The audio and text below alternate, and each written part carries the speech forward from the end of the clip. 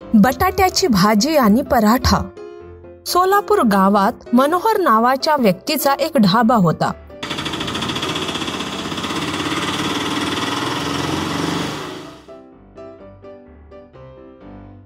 त्या ढाब्यावर प्रणय नावाचा व्यक्ती पराठे बनवायचा आणि बबन बटाट्याची भाजी. ते दोघेही खूप छान स्वयंपाक करायचे. ढाब्यावर नेहमी गर्दी असायची. त्या ढाब्यावर सदाशिव दादा रोज जेवण करायला यायचा. भाऊ, तुझ्या ढाब्याची भाजी आणि पराठा खाल्ल्याशिवाय माझा दिवसच जात नाही. त्यामुळेच तुझा ढाबा वाचला आहे, नाहीतर मी कधीच यावरती कब्जा केला असता. असे जर कोणी प्रशंसा केली तर प्रणय आणि बबन खूप आनंदित व्हायचे. एके दिवशी बबन प्रणयला, अरे प्रणय, माझ्याशिवाय इतर कोणी जर बटाट्याची भाजी बनवली तर तुझा पराठा कोण खाणार? असे हसत म्हणाला. मी पण हेच म्हणणार होतो. माझ्याशिवाय इतर कोणी पराठा बनविला तर कुणीही तुझ्या भाजीला हात सुद्धा लावणार नाही.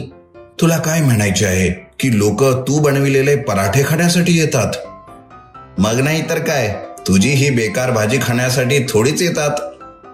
भाजी चांगली नसेल तर पराठा कोण खाणार? अरे पराठा नसेल तर फक्त भाजी तरी कोण खाणार? अच्छा, मग ठरलंय. आज मी बेकार भाजी बनवितो. बघूयात की तुझे पराठे कोण खात होते. ठीक आहे, बघूच. बबनने त्या दिवशी भाजीमध्ये डब्यातील संपूर्ण तिखट टाकले. सदाशिव दादाने ती भाजी तोंडात घेतली आणि बापरे, तिखट, तोंड भाजले ना माझे, असे म्हणत पडाला. सगळे थुंकून निघून गेले. मनोहरला काही समजले नाही की काय सुरू आहे. बघितलेस, भाजी जर चांगली नसेल तर पराठ्याचा एक घास सुद्धा नाही खाल्ला कोणी. ठीक आहे, उद्या मी पराठे खराब बनवितो. बघूयात तुझी भाजी कोण खात होते. दुसऱ्या दिवशी प्रणय पिठामध्ये गोंद मिसळून पराठे बनवितो. सदाशिव दादा त्या पराठ्यांचे तुकडे करण्याचा प्रयत्न करतो. तुकडे नाही झाले म्हणून तो आपल्या दातांनी तो तोडू लागला. अरे माझे तर दातच तुटले, असे ओरडला. लोकांनी ते पराठे मनोहरच्या चेहऱ्यावर फेकले. अरे प्रणय, यामध्ये काय मिळवलेस? एका हाताने गालाला पकडून सदाशिव, ए मनोहर, हे काय चाललंय? जर पुन्हा असे झाले ना तर तुझ्या ढाब्यावर मी कब्जा करणार. मनोहरने दोघांनाही बोलवून, अरे तुम्ही दोघं हे काय करीत आहात? दोघांनी जे काही झाले ते सांगितले.